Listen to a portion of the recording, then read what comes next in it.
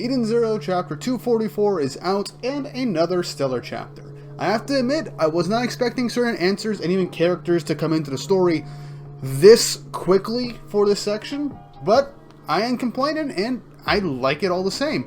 I gotta admit, I like how this chapter ended and progressed things. Not to mention, it was just nice seeing an absolute beatdown in this chapter, and it was satisfying, if I'm being honest. Though, I do have one criticism, which I'll save at the end of the review. But before all that's said and done, don't forget to like and subscribe to the channel, and hit the notification bell for updates on future videos. It really does help, and I really do enjoy making Eden Zero content for you guys, and I look forward to covering the rest of the story. But for now, let's just get right into the review.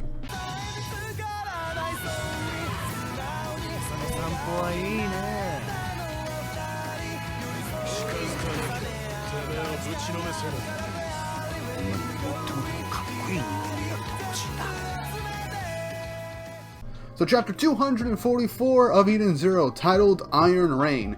And Mashima knew what he was doing as he gave us Amira for this cover image. I keep simping every goddamn chapter now, god damn it. Anyway, moving on to the chapter. Shiki and Shura break into Mueller's secret laboratory since Amira leaked the information previously in last week's chapter. Shiki's surprised that Rebecca is in this area, but she just says, well, Shiki, you told me to come here, and Amira just lets Rebecca know that she fell for an obvious trap since, you know, Mueller changed his voice to sound like Shiki.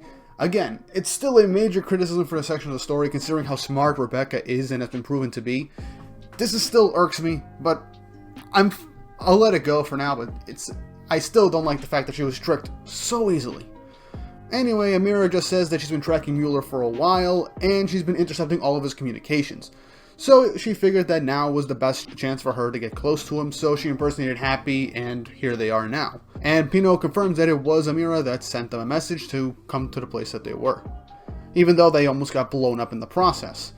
Rebecca asks to kind of be let go since everyone's here, and Shura releases Rebecca from her restraints. Shura then takes the restraints that he literally ripped off Rebecca with his gravity powers and then lunges them over to Mueller, stating that he's going to answer to him, as Mueller then puts up a gravity force field to stop all these debris from hitting him. As he then smugly states, "Me? Answer to you?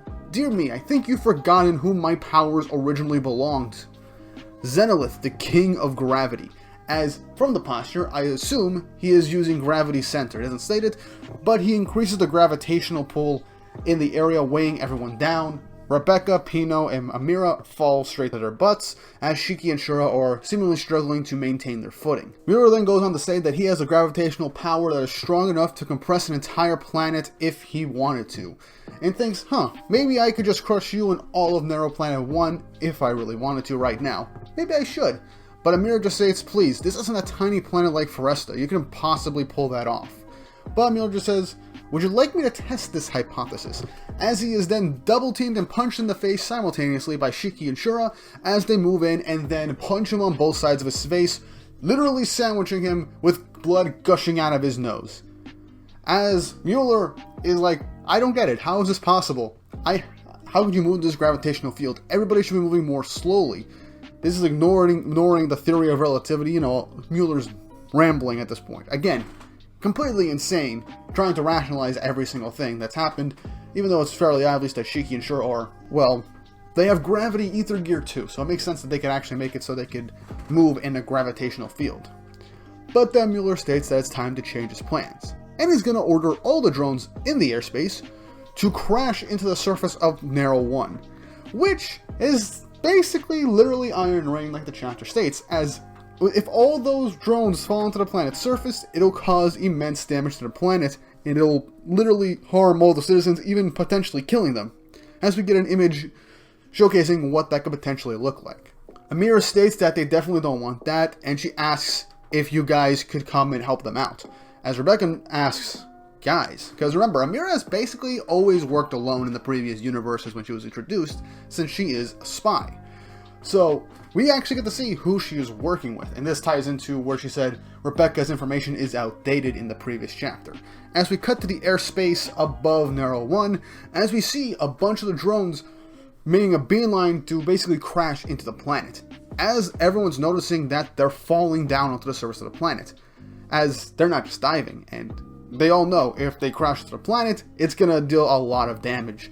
But they're wondering how in the heck they can stop them. Valkyrie states, we just gotta shoot them all down before that even happens.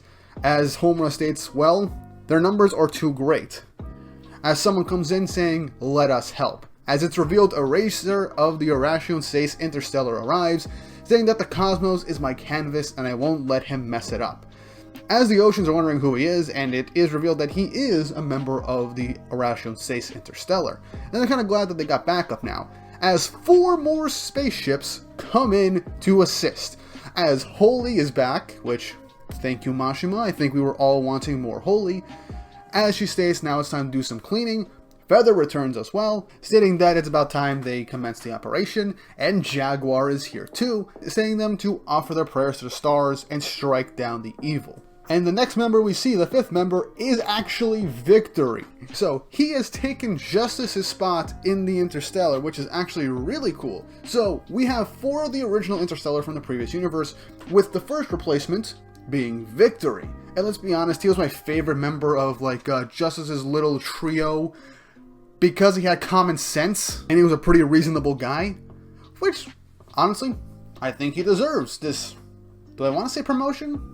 I'll just say promotion, even though it's another universe. He probably got scouted. But yeah, Homura recognizes him. Clean is like, oh, Holy's here too. And Y's like, I guess the Oration Sace Interstellar is also a thing in this world too. But Sister mentions that there's only 5 of them. Herman notices one missing, and Witch is wondering where the other one is, as we cut over to see that the 6th and final member of this new Interstellar Oration Sace is none other than Amira with the codename Face, which makes sense with her ether gear. As she says, I knew I could count on you guys. That is actually a really cool reveal. The fact that Amira is not just a spy secret agent for the Union Army, but is actually one of the Oration Sace Interstellar. That is actually really cool. Not only that, but Victory is a member of the Interstellar now, which is really cool, and I think the guy kind of deserves it. Hopefully we get to see all the Interstellar take place in this final arc, and see all of them fight. And if we're being honest, this is more or less a repeat of the Aoi War at this point. Only difference is we have all of the Interstellar here, and not just Jaguar, Eraser, and Justice. We had half previously, now we have the rest, and I am all but happy for it. Anyway, moving on, Mueller notices his plans are being foiled right in front of his eyes, and he thinks, okay, you know what, gotta go with my last resort, as he then creepily tries to grab onto Rebecca's legs. Yeah, even reading that, I do not like the sound of that. But Shiki, does not wanting anybody to touch his girl, begins to punch Mueller. And here's the thing I want to say that I like that Mashima does. He has one panel of Shiki turning over, then the next panel him in motion, with him entering his overdrive. That's something I like, because a lot of the times when Mashima makes Shiki transform, he'll have certain panels slowly showing him transforming. That's something I really do enjoy. As Shura, who didn't transform, slices Mueller in half. Which, really quickly, I am very happy that Shiki can use his previous overdrive state. It seems like he's slowly accumulating and getting used to his younger body with his future self's powers, which is cool because I like his first overdrive state because, you know, something about the value of his first form, and I like that he could seemingly change up his transformations, which gives him more variety. But Mueller's wondering, I have Xenolith's power. How am I being beaten like this? As Shura just states, look, it doesn't matter how strong your powers are, especially if you don't know how to use them properly. As Shiki begins to compress her gravity ball, stating, this is the real power of Xenolith. Super Ultimate Magimech Attack, Black Sky. Big 2-page spread as Shiki launches his finisher at Mueller, completely defeating him, destroying his entire body, leaving only his head, with everyone looking on with a smile as Mueller's been defeated, with the end of the chapter just being an inner dialogue of Mueller, wondering where the heck the cat that he seemingly saw was. And that ends the chapter. So the fight with Mueller has completely finished. Very quickly, very abruptly. I think it was necessary for this instance. I think he might do something drastic like try and launch the antimatter bombs, or maybe he'll just do some big gravity manipulation thing as a last resort. I have no clue. But either way, I'm kind of happy because we don't spend too much time in this section. We got all the Irrational Sace Interstellar of this universe introduced. Amira, I hope she plays more of a role in the story this time, because I hope she just doesn't disappear after this. And Shiki and Shura literally showed that Mueller is a poser. He got the power, he has no idea how to use it, so they beat his ass. And I do feel like they definitely could have beaten him without overdrive. I think Shiki just really got pissed off in that moment.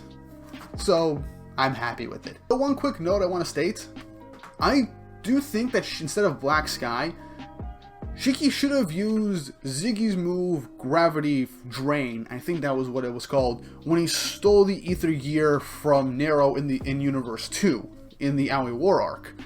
That way he could give Zenolith back his gravity powers that were stolen. But we have no idea what's going to happen with Zenolith next. All I know is I really just want to see that old-timer fight. And I think we all do.